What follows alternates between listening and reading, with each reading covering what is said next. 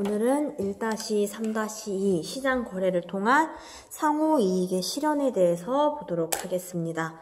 가장 먼저 특화와 비교의 의미를 이해를 하고 우리가 모르는 개념이 두 가지가 나왔습니다. 특화가 무엇인지 그리고 비교의가 무엇인지에 대해서 살펴볼 것이고요. 시장 거래를 통해서 어떻게 이익이 발생하는지에 대해서 설명해 보도록 하겠습니다.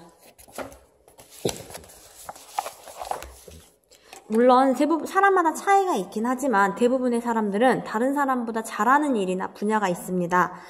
그 경우 자기가 못하는 것을 포기하고 잘하는 것을 선택하여 집중하게 되면 다른 사람과는 다른 차별화된 특기를 가질 수 있는데요. 이와 같은 맥락에서 자신이 가진 생산 요소를 특정한 재화나 서비스 생산에 집중하여서 전문성과 생산성을 높이는 현상을 바로 특화라고 이야기를 합니다. 선생님 같은 경우면 지난 시간에도 이야기했듯이 옷을 직접 만들어 있지는 않지만 사회교과, 특히 경제교과 강의하는데 특화되어 있다고 할 수 있죠. 특화는 특별할 특에 될 화를 의미를 하는 겁니다. 특별하게 되어간다. 특화는 개인뿐만 아니라 기업이나 국가 단위에서 적용될 수도 있다라는 것. 어떤 기업은 주로 전자제품을 만들고 어떤 기업은 주로 옷을 만드는 것 생각하시면 이해가 될 것입니다. 그러면 과연 어떤 것을 특화할 것인가? 잘하면 무조건 특화를 해야 할 것인가? 만약에 내가 잘하는 게 많으면 무엇을 특화하는 것이 맞겠느냐라는 선택의 기로에 서게 될 때 기준이 바로 우리가 지난 시간에 배웠던 기회비용인데요. 이 기회비용을 가지고 비교 우위를 선정을 해서 특화를 하게 됩니다.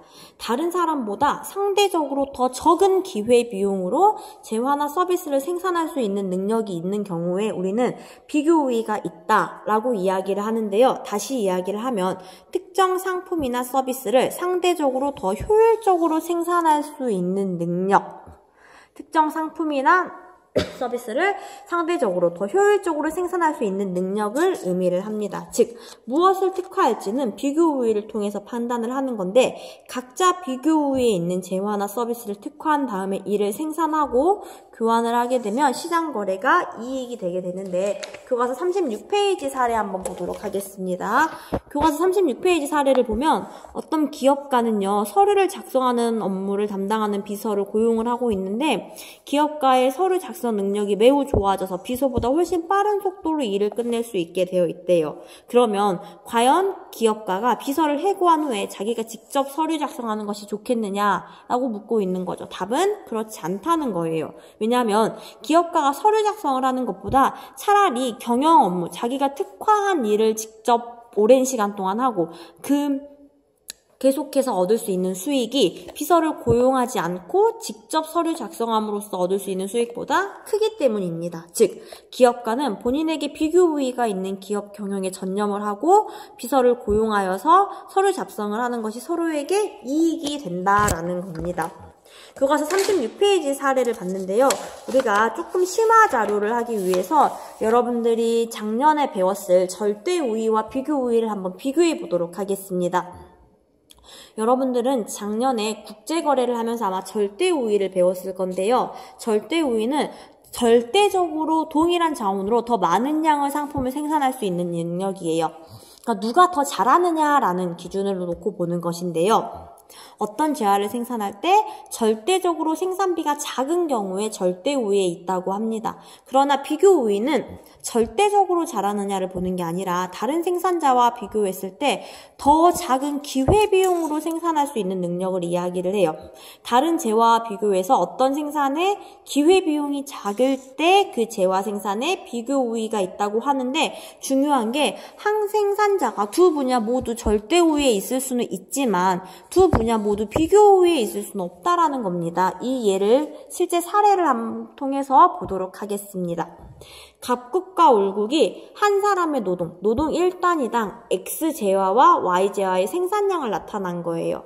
갑국이 한 사람당 X제 10개를 만들 수 있고요. 을국은 8개를 만들 수 있으니 갑국이 X제를 더 많이 만들 수 있죠.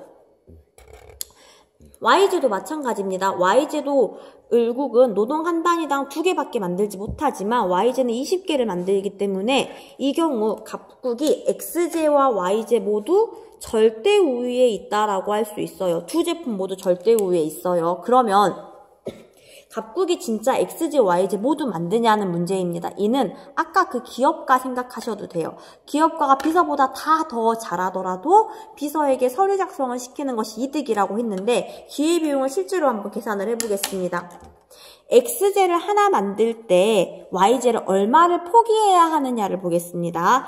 XJ 하나 만들 때 갑국은 YJ를 2개나 포기해야 하는 반면에 을국은 XJ 하나 만들 때 YJ를 4분의 1개만 포기하면 돼요. 그러면 을국이 XJ 생산에 대한 기회비용이 작으니 XJ 생산에 비교 우위가 있다고 할 수 있죠. 즉 정리하면 가를 보면 갑국이 XJ와 YJ 생산에 있어 모두 절대 우위를 갖습니다.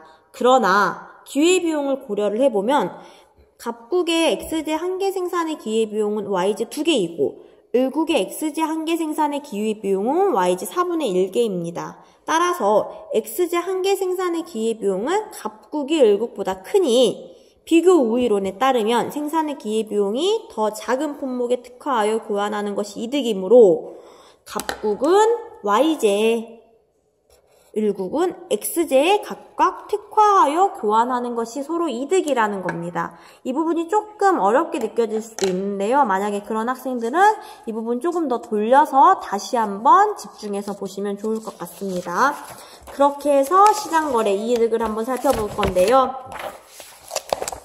여러분들이 익히 알겠지만 자급자족이라는 것은 되게 비효율적이에요. 만약 자신에게 필요한 모든 것을 직접 생산하고 소비하면 거래나 교환이 필요가 없겠지만 이것은 비효율적일 뿐만 아니라 불가능합니다. 때문에 사람들은 자신이 잘할 수 있는 분야에 특화하여 생산하고 그것을 시장에 내다 팔아 얻은 소득으로 자신이 원하는 재화나 서비스를 시장에서 구입을 하게 되는데요. 이러면 훨씬 더 효율적이고 선택의 폭이 넓어질 수 있죠. 즉 시장 거래를 한다라는 건 특화하여 생산한 재화나 서비스를 시장에서 거래하거나 교환했을 때 참여자 모두에게 이득이 될 수 있다라는 겁니다. 자발적인 거래는 참여하는 사람들 모두에게 이익이 됩니다. 왜냐하면 만약에 이익이 발생하지 않으면 사람들은 자발적으로 거래나 교환에 참여하지 않을 수 있겠죠. 즉 참여했다라는 것은 이익이 된다라는 겁니다.